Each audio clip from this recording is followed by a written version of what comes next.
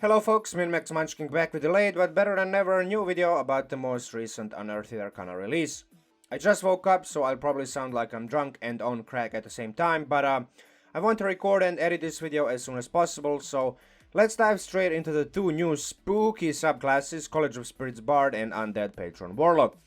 Ever wanted to play a psychic medium that just goes around, gets in contact with all sorts of random spirits and, well, does weird stuff with the Ouija boards and eerie crystal balls?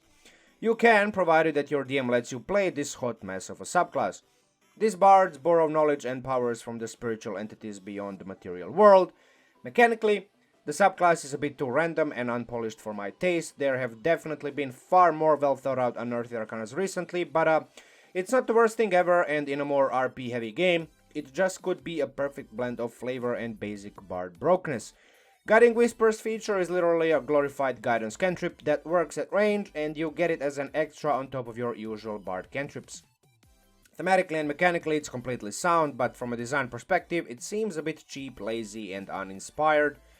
Spiritual focus is a flavor feature until level 6 basically, but then you actually get a boost to all of your healing and damage spells by an extra d6. Now, even at level 6 that's not much extra damage and healing, but at the very least your Vicious Mockery and Healing Word will affect the target's hit points a bit more significantly. I'd still like to see it scale at least 2 more times in tier 3 and 4, even if it means downgrading the die from d6 to d4. Tales from Beyond is, from a design perspective, a feature that I automatically dislike because it's completely RNG dependent and therefore cannot be relied on for a consistent benefit. That said, I don't think it's bad necessarily, I just don't like and want random table features on my own characters. Nevertheless, it's a level 3 feature that uses your core bardic inspiration feature, and based on the result of that roll, you get all sorts of cool effects. The RNG isn't as bad on level 3, because the number of possible results is equal to the size of your bardic inspiration die, but as that die grows from a measly d6 to a d8, d10 and d12 at later levels, you have progressively less and less control over it until you hit level 14, at which point you do cut the number of results in half, but more on that later.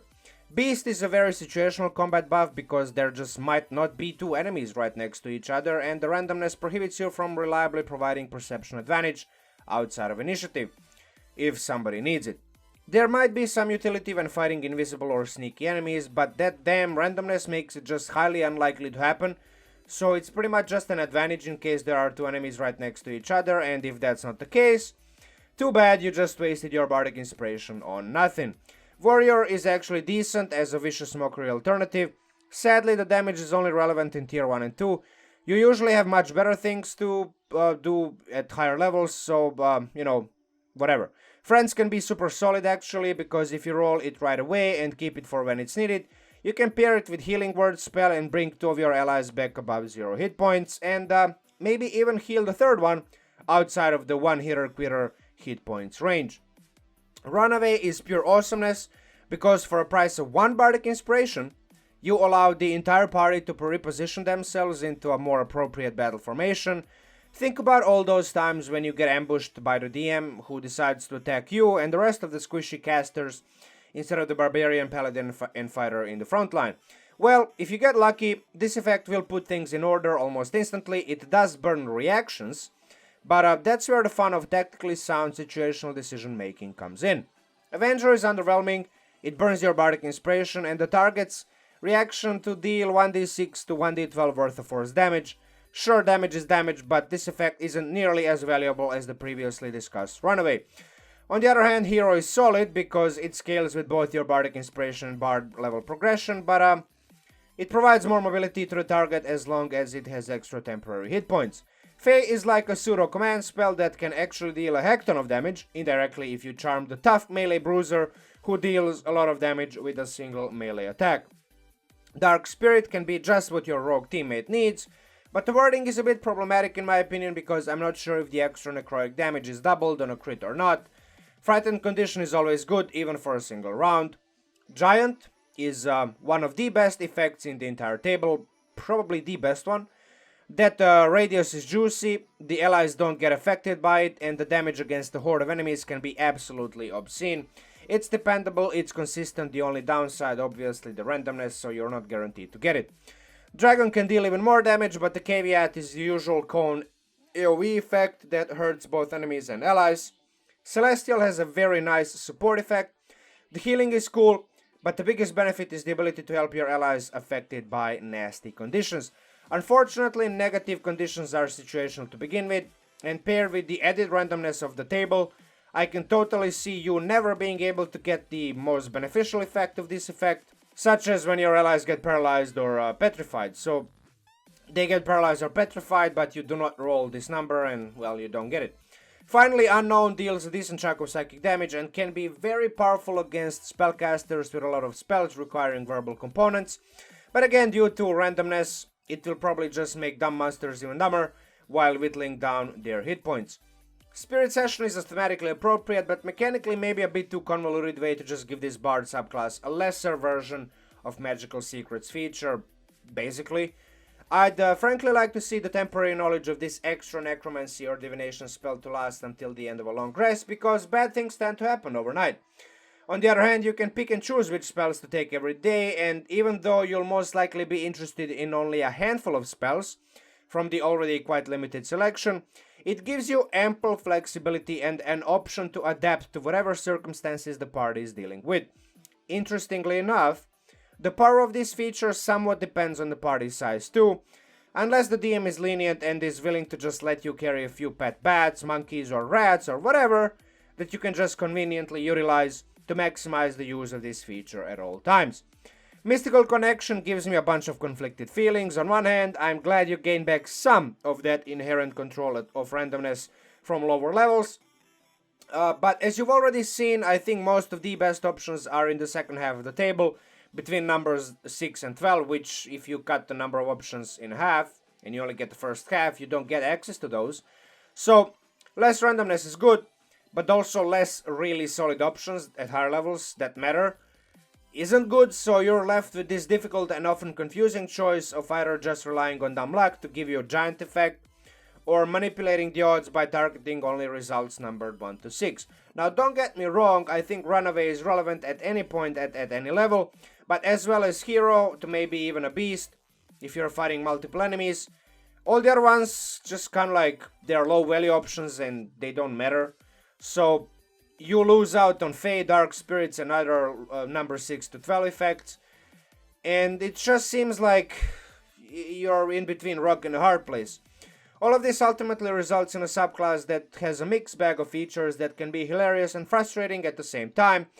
Would it be fun to play? I think absolutely yes, but you'll just have to accept that your main subclass feature is a random table of effects and events that are barely useful half the time or even more. You still have your bardic features and spells, which we all know are quite powerful, flexible, versatile, but I can't help but feel like this subclass is subpar, even according to lower Unearthed Arcana playtest standards. It needs more polish, it needs more balance.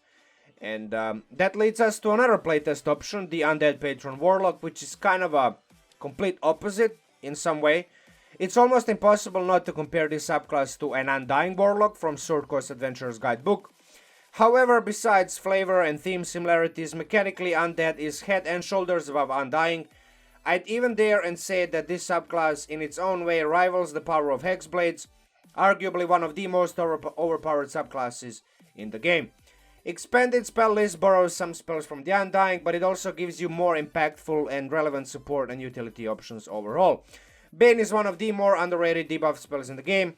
Whenever I use it as a DM, I don't see players using it very often. It results in noticeably more misses and failed saving throws.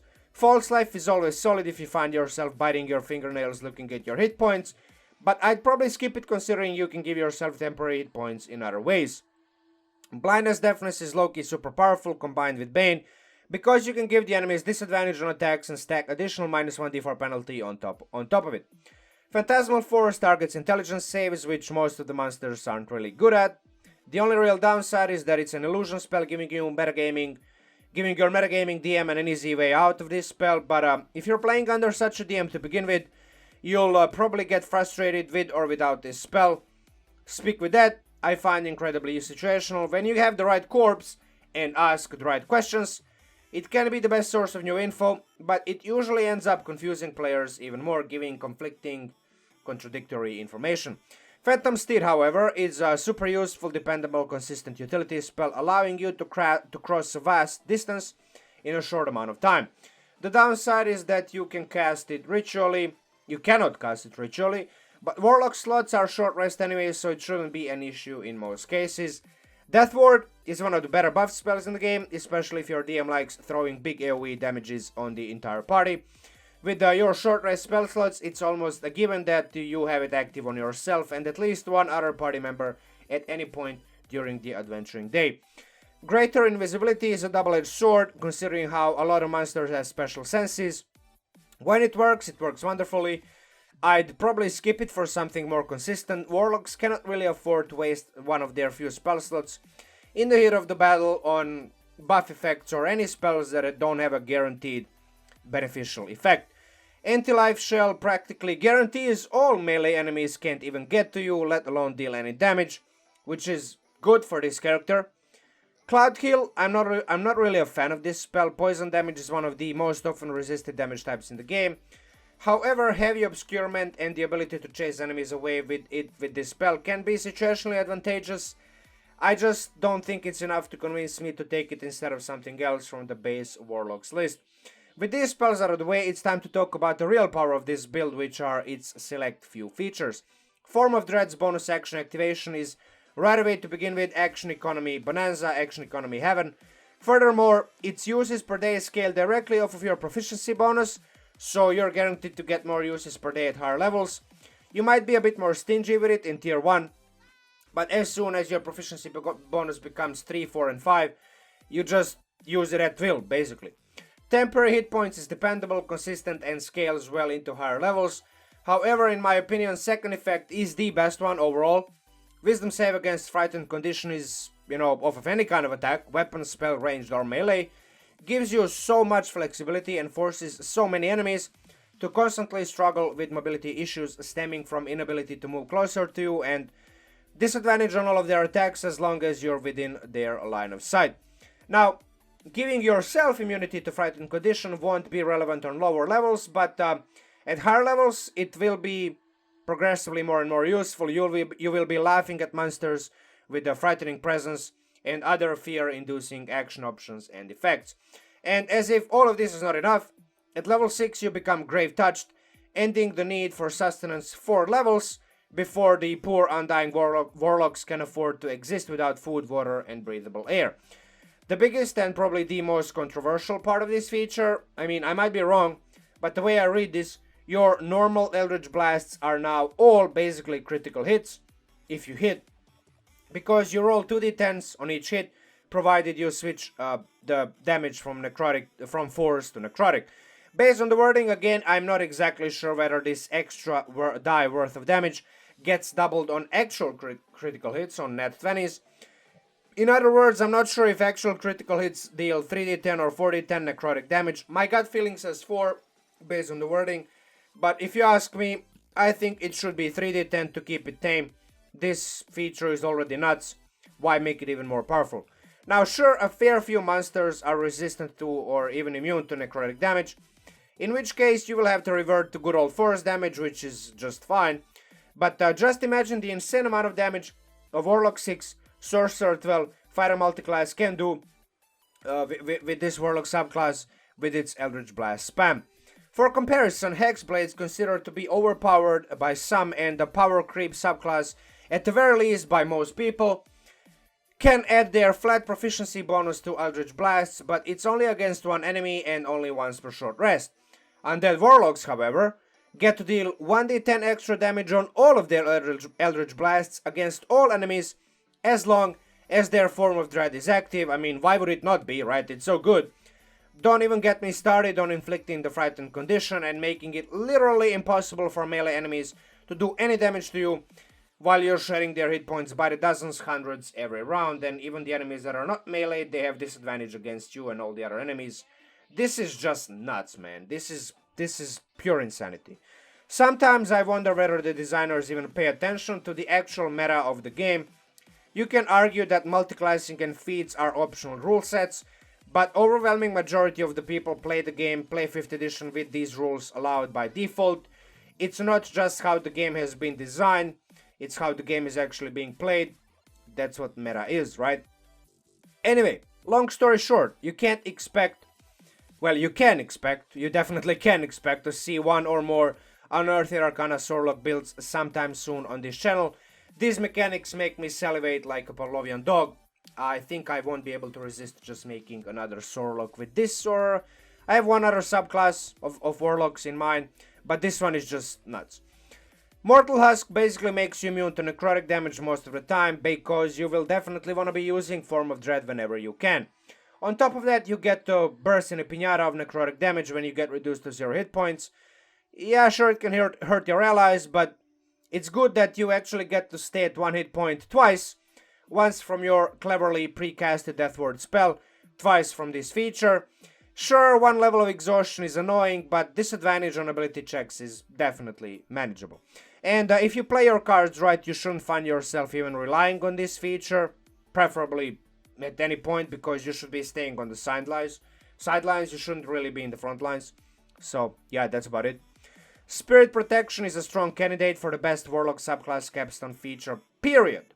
Resistance to all physical damage turns you into a pseudo-barbarian. All of your necromancy and conjuration spells are imperceptible and impossible to be counterspelled.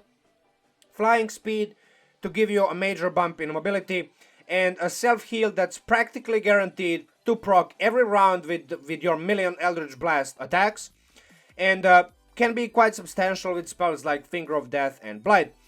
All this for a measly cost of 1 action to activate. Unsurprisingly, all this power can be used once per day only, and it does require spell-like concentration, but it works for an hour, which is plenty of time to clean multiple floors or even an entire dungeon, or maybe go through a lead-up fight and a final boss encounter fight all in one go, or maybe even like a third fight during that hour. It's plenty of duration to matter when it's most needed. Compared to Spirit Bard, this Warlock subclass is much better defined and there isn't much guesswork involved. However, its superiority compared to most, if not all, official Warlock subclasses is pretty evident, if you ask me. From a certain point of view, that might not be a bad thing. Personally, I see single-class Warlocks very, very rarely, if ever, in actual play. Most Warlock lovers, including me, end up playing some kind of multi-class combo with other charisma classes. In a lot of cases, it's a 1 to 3 level dip in a Hex Blade, so maybe a single-class Warlock powerhouse like this one is what the class really needs to make it on par with other classes at higher levels. In any case, gently tap or click those like, subscribe and bell icon buttons to align this video with the spirits of the YouTube algorithm and sell this channel's soul to the undead CEO of YouTube, Susan Wojcicki. And if you can afford and think I'm worth it, check back my way on Patreon. Link is down below in the video description. Special shout out to all of my current patrons: Mike, Matthew, Ewing, BardlyManHardlyTrying, Rogor, Kaleron, SuburbanHell, Gary Course, Brad Oldham, C Alcazar, Mannozzi Stefano, Adekoya, Devin Yache, Alex Bell, Harry Howell, CrackedMask, Alexandre Audet, Jaussaud, Francisco Martinez, Keilan, Udel, 18, Russ Helms, PrimalBassBoost, Rogor, Stephen Keezer, Derek Beck, BarbandVern IsPosting, Devon Troeger, Sean Walker, James Randolph, Wesley Shick, Edge Walker, Jacob Netter, Robin Smith, Kyler Beverly, Jacob Solters, Paul Gibbs, Wicked Redstone, Thomas Gardner, Charby, Burley Bjorn, Christopher Pistachio, Super Neil, Evie Coates, Neko, Devin, Adam Howard, Nathaniel Besancini, Creepy Chunky Guy, Jesse Brufay, Tooth and Nail Rules, Jacob Metzger, Sterling Garza, Jamie Harris, Todd, John Gamma, Alec Greenwood, Mayor Cute, Georgios, Kritsotakis, Harley Long, Edric, Ira Queen, Alex Duran, Elvis Young, Play Puma, Maximus S, Anthony Verdoni, Tuxedo, Black and Shadows, John Bush, Ryan, Javier Ray Brooks, Felipe, Charbonneau, Benny, Jude, Dynamite Studios, Justin Blankenship, Random Pleb, Horst the Seller, Malavtros, The Chad, Hector, Monterey, Brian Wolf, Spencer Labute, Labute, William Rogers, Orin Clark, and Kalugaru. Thank you for your support. More videos will be popping up on this channel in the following weeks, so stay tuned. Min Max Munchkin out. Talk to you soon.